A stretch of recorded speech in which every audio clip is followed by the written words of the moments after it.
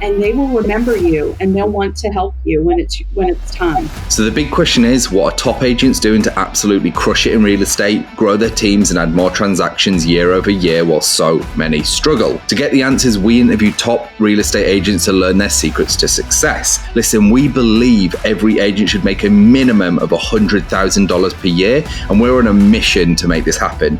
We've already helped over 100 agents achieve this with our coaching. So if you want to fast track your business growth, get to your first $100,000 in GCI or add another $100,000 in GCI using social strategies, then head over to go.eliteagentsecrets.com, or you can just click the link in the description below.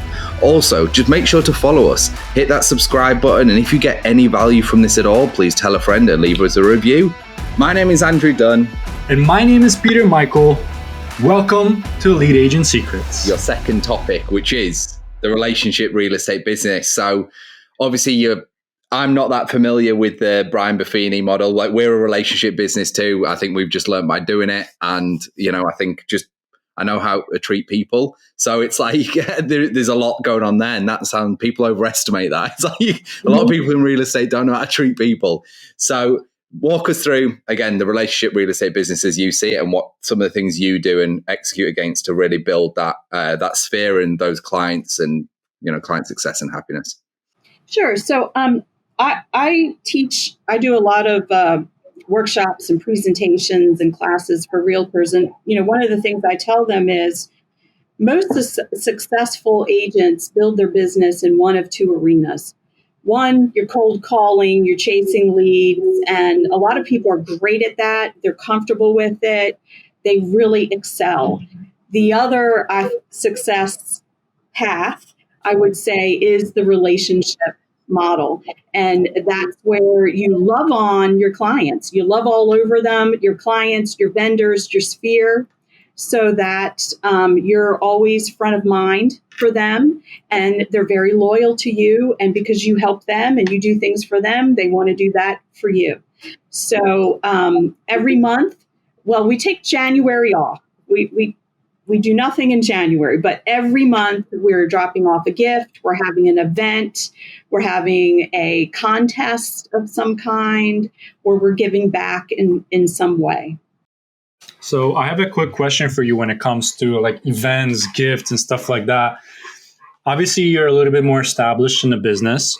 So for somebody who is, let's say, just starting out, or maybe they're not having as many transactions yet, what would you say would be like a happy medium where they can still execute on the strategy, maybe not at your scale, but a little bit smaller scale, where they can still get the benefits of what you're talking about here? Like, let's say, we know that the average agent makes $48K per year, which is our goal, to change that and get them to at least six figures. But if they are trying to get there, how can we modify this a little bit for them to be able to take it into their business today? Sure. So the dollar store becomes your best friend. So you got to bargain shop at the dollar store or Michael's or any of those. They all Target. They all have economy bins or the cheap bins. When you walk by and you see something kind of interesting or seasonal, grab it. What's coming up next, of course, is Valentine's Day. There's lots of stuff you could do where you're only spending $1 or $2. You drop it off to your sphere. You drop it off to vendors you want to partner with. Maybe you haven't picked your vendors yet, or you haven't established those relationships. Show up at their business and drop off a gift for them of some kind. If you're a baker, bake something. You have to bargain shop and handwritten notes. That's how I started out. I didn't have a lot of gifts I was just writing handwritten notes and stalking them on Facebook to see what's going on with their family. Did their kid win something? Did a pet die? Something bad, something good, and just deliver it, come from a place of contribution, and they will remember you and they'll want to help you when it's time. I love what you're saying here, because it's not about what you buy or what you get them. The underlining messages, it's the thought that you did X, Y, Z, A, B, C, or they came to your mind where now it's not just like, let me buy them the most, expensive, lavish thing. It's like, hey, I know they're into, I don't know, let's say they're into boating, and you happen to be walking by and found something that's like, let's say, I don't know, a life vest, maybe for their new kid that they just had, hence. And you go ahead and buy that and drop it off and be like, hey, by the way, when you guys go on a boat, here's a little life vest for the new one. And this is just an example that I kind of thought of because I'm into boating, right? We just had a newborn. And if you were on my Facebook, you would have known that. So I love that message from what you're saying. It doesn't have to be expensive or. Not at all. Not at all. And just, kind of be clever. And it's kind of like, what is your client's love language? What's your vendor's love language? What do they need? What do they value? I had a client who they loved their dog. Anywhere they went, that dog went with them. And the dog just passed away. So I went and got a dogwood tree and had it delivered to their house so they could plant that dogwood tree in their backyard and always remember their dog Apollo whenever they look out at that tree. And those folk, they contact. Gosh, you're going to make me emotional in a second. Yeah, and, they send me business constantly because we just, as I said, love on your clients, love on your sphere, love on your vendors. There's a law of reciprocity. This is human nature, human psychology. When people, give you something, you naturally want to give back. And something that's so touching like that you've just done for those people who lost their dog, irrespective of how well you knew them, just taken out, I don't know whether you've known them for 1 day or 10 years, irrespective of that, it's such a thoughtful thing. Like, it'll forever be in their mind that basically you are now the only realtor that they'll ever want to use. Mm-hmm. Like, that's how far these gifts go. And one thing I want to say, though, is like, although the idea is, you could get business from them, that's also shouldn't be the main reason. You should just do it because actually you want to do it and you want to build relationships. Like, would you want to hang out with these people outside, And I think that also comes down to like niche or niche selection, where it's like, are you really working with the people you want to work with? Which is, I think, as you get longer in the business, what a lot of realtors really figure out is actually, I just want to work with this type of clientele. I get the most pleasure out of that. And that's a huge pivot. It's now like, I'm not working with anyone anymore. I want to work. This is like a very simplistic example, but it's like, I just want to work with like people that go to the gym. I don't know. Do you know what I mean? Like, or I just want to work with, only very luxury clients, or I just want to work with new home buyers, or I just want to work with young couples, because you get a lot of pleasure out of helping those people progress. I mean, we had a client, and Peter and sells homes in Boca with the team, and I still remember this because from a business standpoint, I'm not going to lie, it was a rubbish idea, but from like a goodwill standpoint, it's an amazing idea. And it was this young first-time home buyer couple. They were trying to buy, average price points like 500K. They had like 180, 200. And he was like, dude, I'm making no money off this deal. I've spent so much time looking for him. But he's like, I'm going to get him a house because when I was first trying to buy my house, I needed this. So he's like, I'm just going to put some good back into the world, And it's like... And newsflash, we found him a place. We closed on it. The deal was dead 4 days before closing because of my amazing team, not me, because of my amazing team that was part of the deal. We revived it.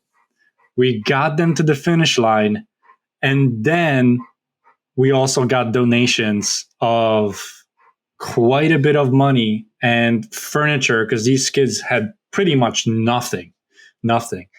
And here they are in their new house, which to them, the couple was like, oh my God, it feels like we're living in a hotel. That's how much of an upgrade this was for them. It made me teary-eyed. It made them teary-eyed. But it was like, I remember when nobody would take a chance on me when I was young and thought I was out of my mind buying my first house at 21 years old. They're lo and behold 20 and 21. Wow. They're listening to this podcast. I hope they're okay with me sharing the story. But to me, it was, it was the reason why I got into this, and the money is going to be the byproduct of all the good that we put out there, and the money will come. So sure, maybe I quote unquote didn't make as much as I like on this deal.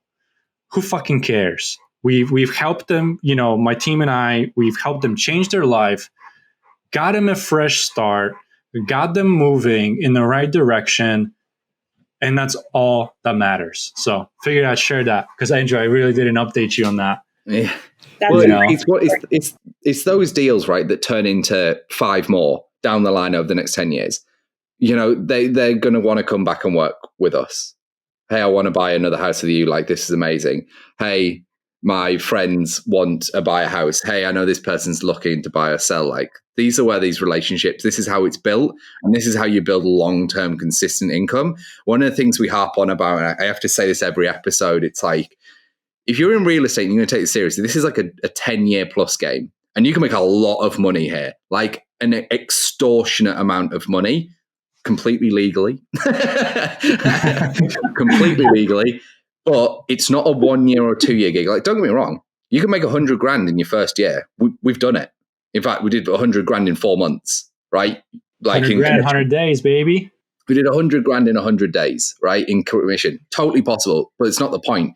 You're like, over the next 10 years, you can stop running advertising, just have your sphere, and you can just make a lot of money and have leverage, have a team. And that is why we love real estate. I mean, you're getting you can get 10, 20x return on any dollars you put in, staffing costs, whatever, when you really build good relationships. So we're massive on this. Vendor relationships is one that we think most people miss out on, which you touched on, Beth, because they don't realize, like, you helping that roofer out, it's not about getting him cheaper deals or trying to lowball him and stuff. It's also about who does he know that might move a house in the next 5 years. And if you've built that relationship, like, they're coming to you. A lot of people don't think about this long term, which is something that kind of annoys us, because it's like, if you're in real estate, think 10 years. Don't think 2, think 10. And then you will build a very, very big business. And I think that's also why people like yourself, Beth, it's like, you've been in it 13 years, and I'm sure you've got another 13 years in your, or whatever you want, but it's like, you just keep going at that point. Once you get to a certain establishment like you have, you're just like, I'm just established kind of business. You just keep going because it's there now. Like, the structures, the foundations are all sorted now. It's just almost rinse and repeat. Oh, and by the way, if you're interested in gaining access to our course and coaching 100% for free, then head over to go.eliteagentsecrets.com.